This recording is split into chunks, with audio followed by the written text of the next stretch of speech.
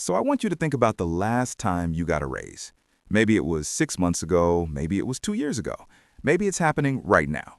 You remember that feeling, right? You're sitting in your manager's office, they tell you you're getting an extra 4, 5, maybe even $10,000 a year, and in your head you're already doing the math.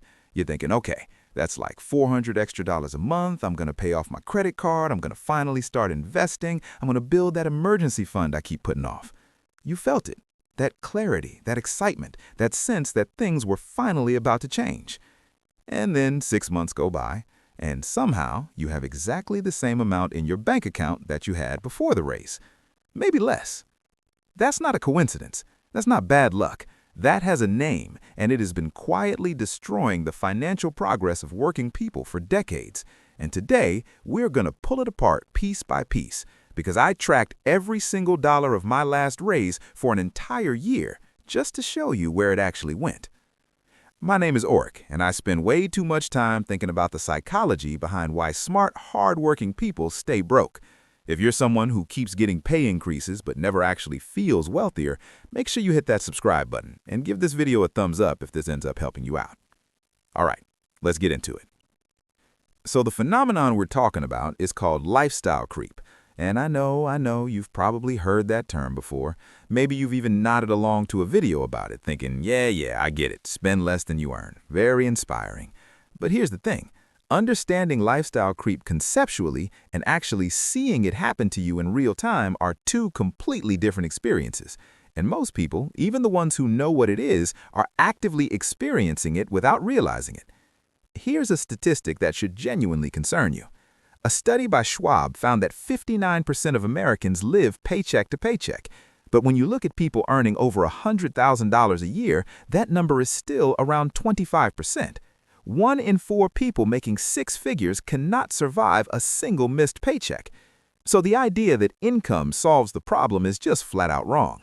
Income without awareness just creates a more expensive version of the same problem.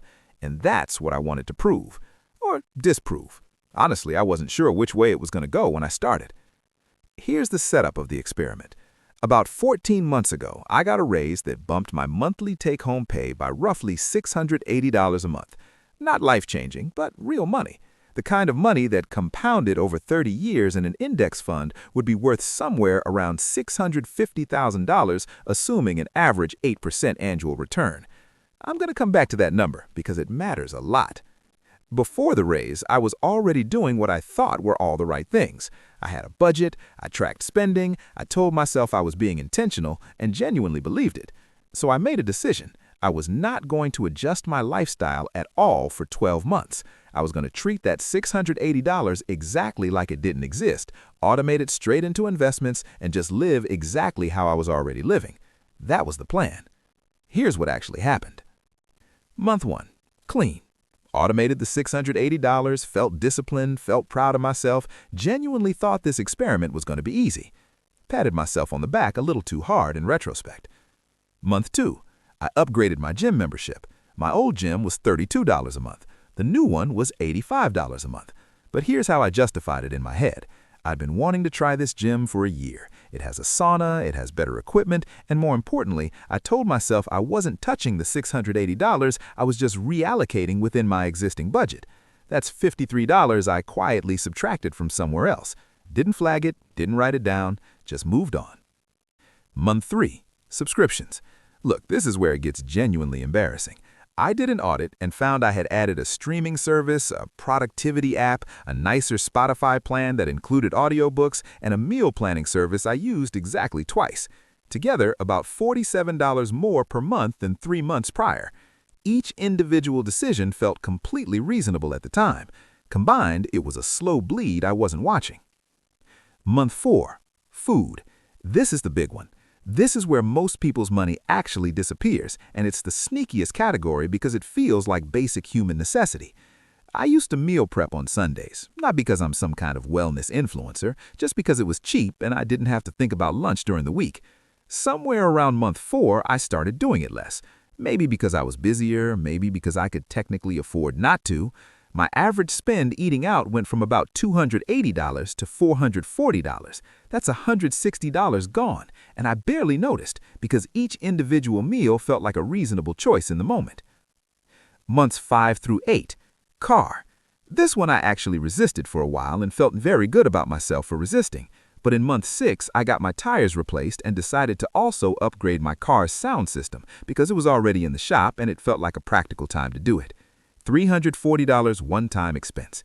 Then in month 8, the car registration went up slightly, I added roadside assistance because a friend had a bad experience, and my insurance crept up $22 a month at renewal, and I just accepted it without shopping around. At month 9, I actually sat down and did the math. And I want you to really feel this. My monthly expenses had increased by approximately $520 compared to the month before my raise. Remember, my raise was $680. So the math looks like this.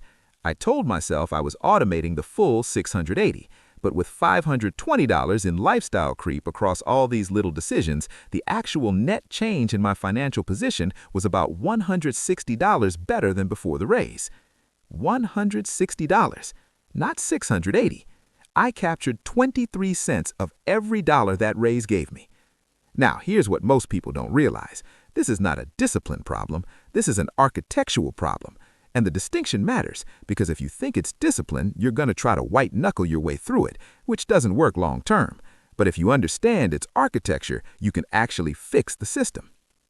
Let me explain what's happening in your brain when you get more money. Psychologists call it hedonic adaptation. The basic idea is that humans are remarkably good at adapting to new circumstances and remarkably bad at noticing when they do. When you get a raise, your baseline resets. The $32 gym suddenly feels inadequate, not because it got worse, but because your sense of what you deserve shifted upward. The meal prep Sunday feels optional, not because you have less time, but because the psychological pressure to do it loosened.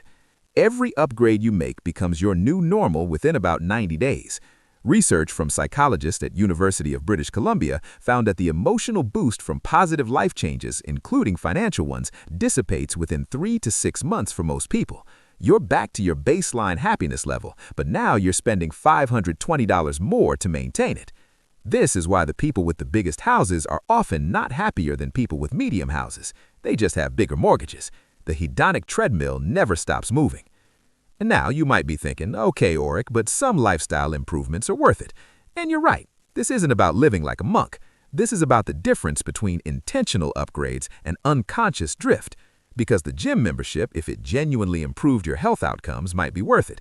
But when I'm honest with myself, the reason I upgraded was not a careful, deliberate decision. It was a reflexive response to having more money. And that's the version we need to eliminate. Here's where it gets really interesting. Let me show you the actual long-term cost of that $520 monthly drift. If instead of letting $520 disappear into lifestyle creep, you invested it at 8% average annual return starting at age 28, that $520 a month is worth approximately $788,000. And if you're 35, it's still over $470,000 by 65. So, the upgraded gym membership, the extra streaming services, the convenience food habit, and the insurance laziness together cost you somewhere between $500,000 and $750,000 depending on when you're watching this and how old you are. That number is not hypothetical. That is the actual math of compound interest applied to real spending data. Your lifestyle creep is not costing you $520 a month. It's costing you $600,000 over a lifetime. Every single month you spend unconsciously is not a $520 decision. It's a $6,200 annual decision. It's a career-length decision. And when you put it in those terms, the sauna at the nice gym feels a little less necessary. So, what did I actually do about it? Because I don't want this to just be a therapy session where we both feel bad and then nothing changes. The first thing I did was what I call a raise autopsy. Before you spend a single dollar of any new income, you do a full forensic audit of the last 3 months of spending and categorize everything into 3 buckets. The first bucket is things that genuinely improved my quality of life in a measurable way.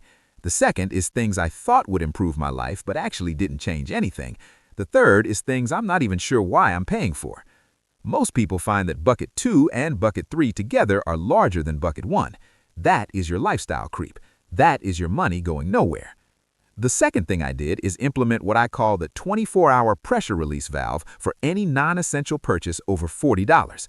Not because $40 is a huge amount of money, but because most unconscious lifestyle creep happens in the $20 to $150 range. These are the amounts that feel too small to require real deliberation, but are large enough to move the needle when they accumulate. A 24-hour wait breaks the reflex loop, and about 40% of the time when I revisit something the next day, I don't actually want it anymore.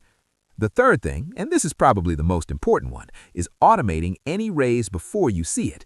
The moment your income goes up, the new amount should be directed before it ever hits your checking account. The psychological principle here is that you can only spend what feels available. If you never see the money, your brain never adds it to your baseline.